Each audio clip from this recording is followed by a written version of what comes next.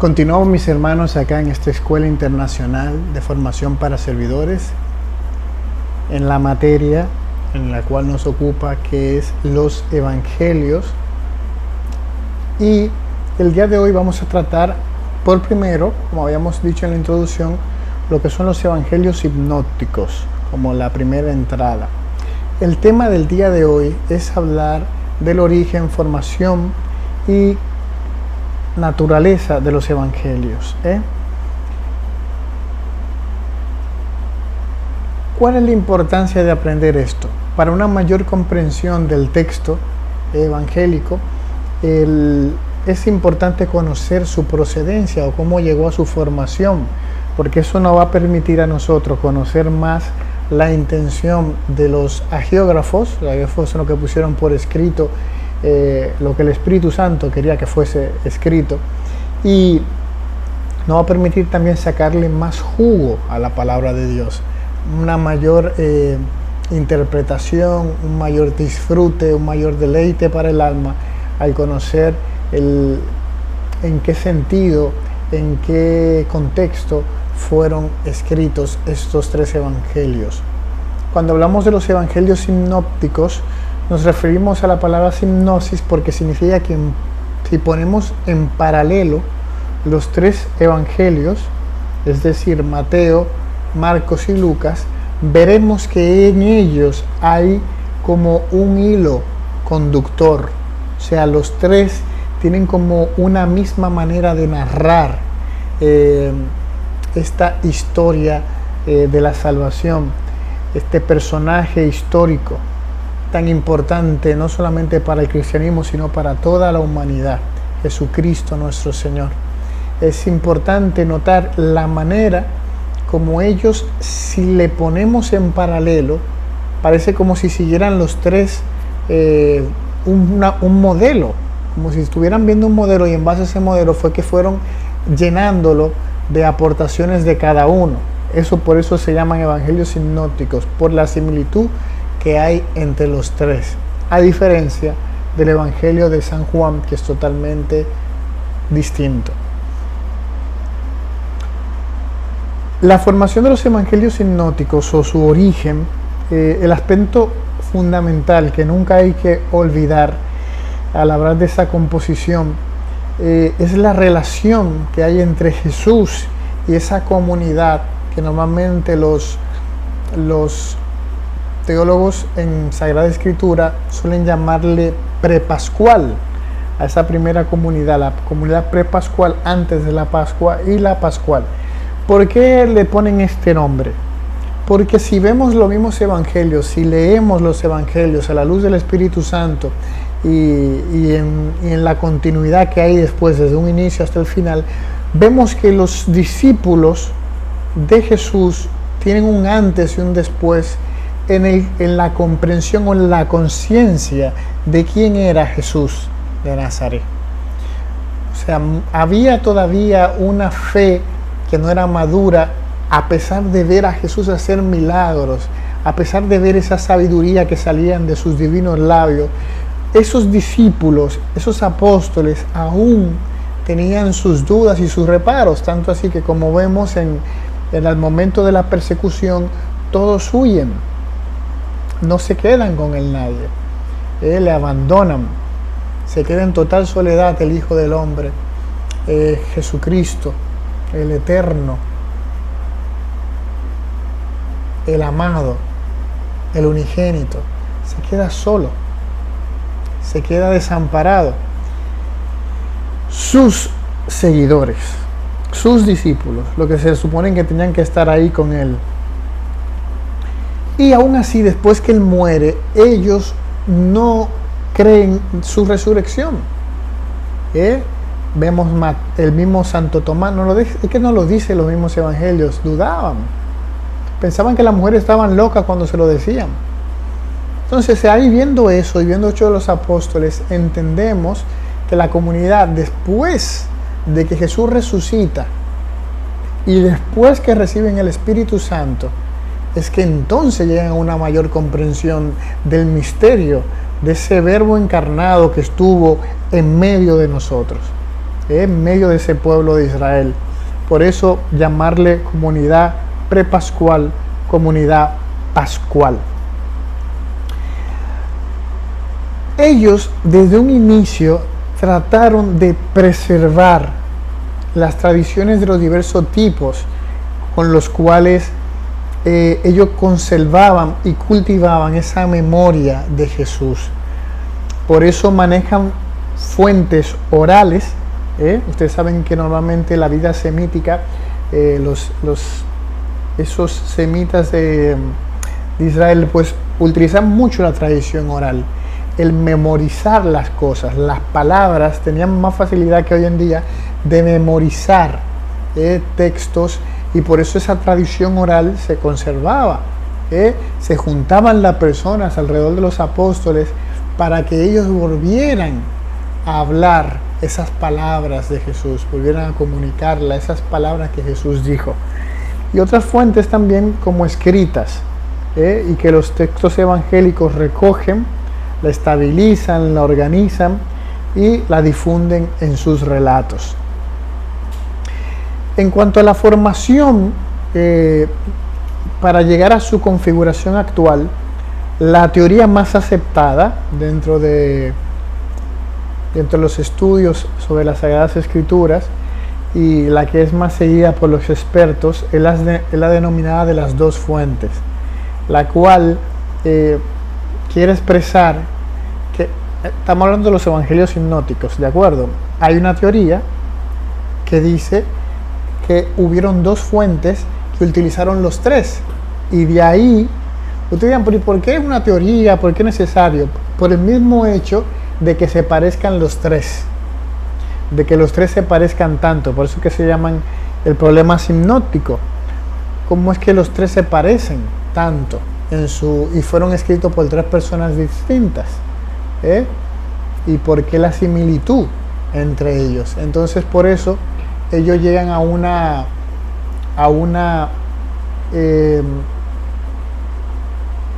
hipótesis de que los tres tienen dos fuentes comunes, y estas dos fuentes comunes pues serían el texto de Marcos, de San Marcos, es como la fuente primordial, del cual ellos tomaron como, quien puede decirse, el esqueleto, Mateo y Lucas. O sea, Marcos sería como el primero que escribió, y luego Mateo y Lucas tomaron de ahí, y con otra fuente que ellos les llaman la fuente Q, por poner el nombre en alemán, que significa pues otra fuente, es igual, es como redundante el nombre. Esa fuente, que por ser una teoría no tiene nombre, pero se supone que en esa fuente había novedades textuales que no se presentan en Marcos, y que la utilizan tanto Mateo como Lucas. Y ya luego cada uno de ellos tiene sus perícopas personales o particulares que ellos agregan a sus evangelios, como por ejemplo el Evangelio de Lucas, que hace relatos sobre la Santísima Virgen que no hacen los otros dos evangelios. La naturaleza de los evangelios sinópticos, ojo, antes de entrar a esto, son teorías. Esta teoría de las dos fuentes es la más plausible, pero son teorías. Son teorías, una manera de explicación del por qué. Yo tendría que detenerme mucho tiempo hablando de lo que es la crítica textual, de explicar lo que fue la época del racionalismo dentro de la iglesia, en la cual todo tenía que ser explicado. Entonces, fue una época dentro de la iglesia donde todas las cosas tenían que ser explicadas, y entonces empezaron a entrar en debate con la palabra de Dios, muchas cosas que se daban de por cierto, de que eran así, punto y se acabó. Y en esa época de la iglesia, los estudiosos no se conformaron con eso, sino que tenían que investigar y sacar el por qué eso está escrito así y no de otra manera. Y pusieron hasta en duda muchas veces hasta de si fue un San Mateo que la escribió, si fue un Marcos, si fue un Lucas que la escribió. Y ahí empezaron un montón de teorías. Hay un montón de teorías. Hay muchos teólogos que dicen que no son ellos los autores. Y por tanto, esta es la fuente, es la teoría más plausible, es una hipótesis. Tampoco no es que hay que tomar la rajatraba, pero es una manera de entender el por qué se parecen los tres evangelios. Hay quizás disputas en esto porque según la tradición, y ya lo veremos cuando entremos a cada evangelio en concreto, en el estudio de cada uno de los sinópticos, el evangelio de San Mateo, según la tradición de la iglesia, o sea, según lo que se ha escrito, el evangelio de San Mateo estaba escrito en arameo y es el primero que se escribe, según la tradición. Mateo es el primer evangelio, luego Marcos, luego Lucas. Entonces está este pequeño tema de cómo es posible que si Mateo fue escrito primero, pues haya utilizado la fuente de Marcos. Entonces entre eso hay explicaciones donde dicen que simplemente hubo un primer modelo del evangelio de Marcos y que de ahí tomaron tanto Mateo como Lucas y luego ya fue que llegó a su redacción el evangelio de Marcos. Pero son teorías para comprender el problema de los sinópticos. Todos los sinópticos, vamos a hablar de la naturaleza, se construyen como textos narrativos y caracterizados a modo de relato teológico, que tiene un hilo narrativo con un planteamiento, desarrollo y desenlace que despliegan diversas sugerencias y matices. Pretende llevar al lector a un punto de llegada y a una consecuencia teológica, lo cual no es otra que descubrir a Dios, que se revela en la vida, muerte y resurrección de Jesús, lo cual alimenta la fe de la comunidad cristiana. Entre las características que tienen los evangelios sinópticos, podemos distinguir tres fundamentales. Y estas se presentan en los relatos evangélicos. Primero, relacionan la vida y mensaje de Jesús con el Antiguo Testamento para comprenderlo en su contexto histórico religioso. Segundo, manifiestan la voluntad de evocar ante todo la figura y la vida de Jesús de Nazaret, el cual es reconocido como el Señor resucitado que sigue hablando a los suyos presentes en ellos y entre ellos. Y tercero, son textos basados en datos históricos, aunque no pretenden ser informes históricos exhaustivos y detallados. El género de los evangelios sinópticos no es el de la biografía como tal la conocemos hoy, la biografía moderna.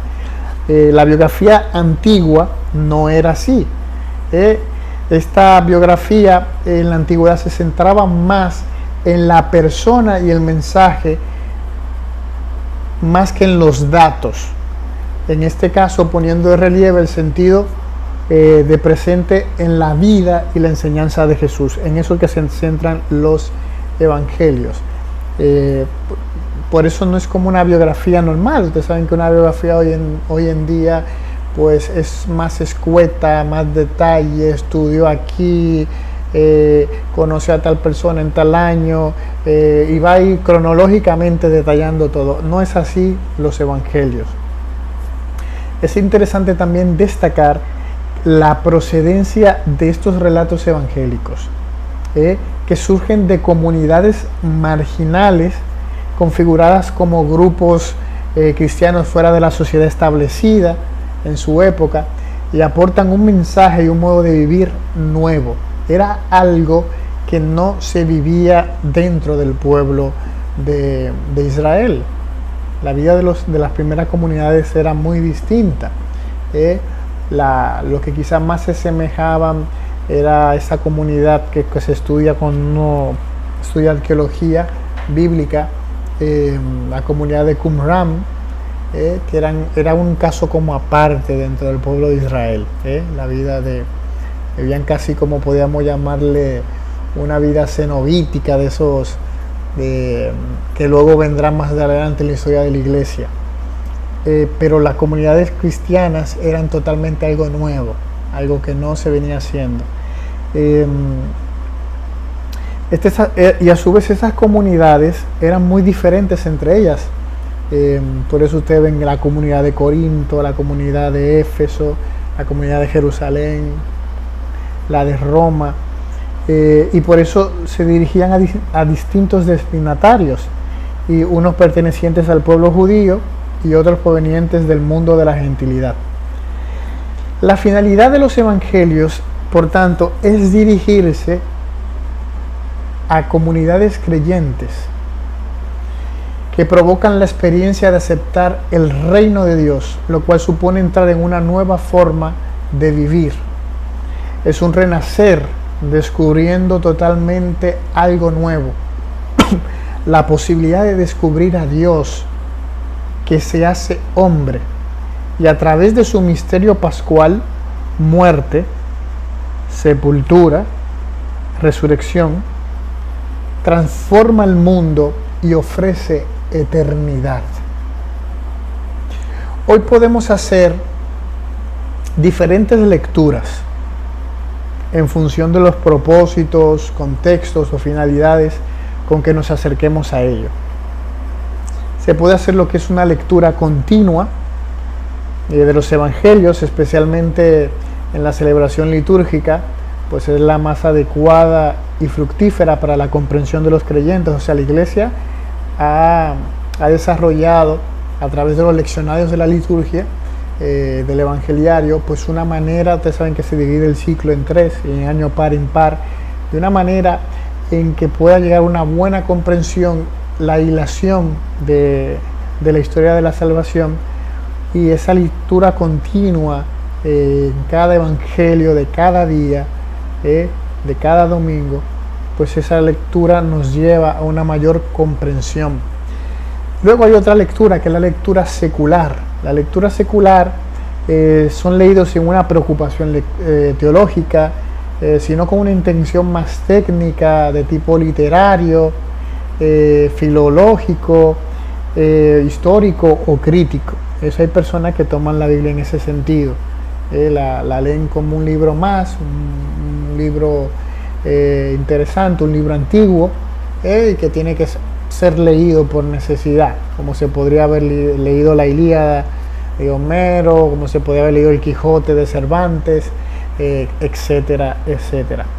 Luego hay una lectura teológica y creyente, que supone leer los evangelios con la misma intención con que fueron escritos, con fe y desde la fe.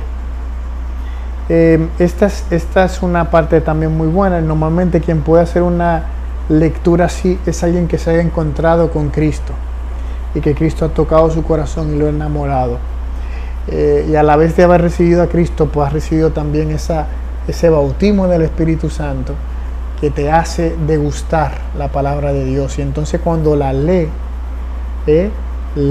con esa misma intención con que fueron escritos los evangelios, con la fe y desde la fe. Y como última consideración, es importante tener en cuenta que para la comprensión del texto, en la realidad actual, que los evangelios son textos lejanos, es importante, procedentes de una cultura y mundo muy diferentes a los nuestros, con valores y tradiciones culturales que hoy nos pasan desapercibidos. Hay muchas personas que cometen anacronismos. Esta palabra significa cuando algo es fuera del tiempo, no tiene que ver con el tiempo. Anacronismo. Y por ejemplo, el tema de la virginidad, de la esterilidad de la mujer, la expectativa de la vida en relación a las edades de personas, son temas ahí candentes que hoy en día quizás no tengan esa misma connotación. La segunda parte, cuando entremos en la próxima clase, ya entrándonos al Evangelio de San Mateo, ya veremos un poco más estos matices al estudio del texto bíblico, y primero conociendo la persona del escritor, la datación de en qué año se supone que se debió haber escrito, y luego entrando ya a las características más importantes del Evangelio. Así que por hoy la clase espero que hayan podido ser de interés, de conocimiento nuevo para todos ustedes y que les ayude a crecer más. Como les dije en la introducción y vuelvo y les reitero, este curso hay que leerse los evangelios. Tienes que haber comenzado ya a empezar a leerlos. Cuando terminen las clases, estas 16 clases, tienes que haber ya leído los 4 evangelios. Tienes que conocerlo. Es con lo que se inicia a leer la Biblia. La Biblia no se inicia a leer en el Génesis, se inicia a leer con los evangelios, porque Cristo es el centro de la historia de la Sagrada Revelación y es el centro de la historia del mundo. Nos vemos en la próxima clase. Bendiciones.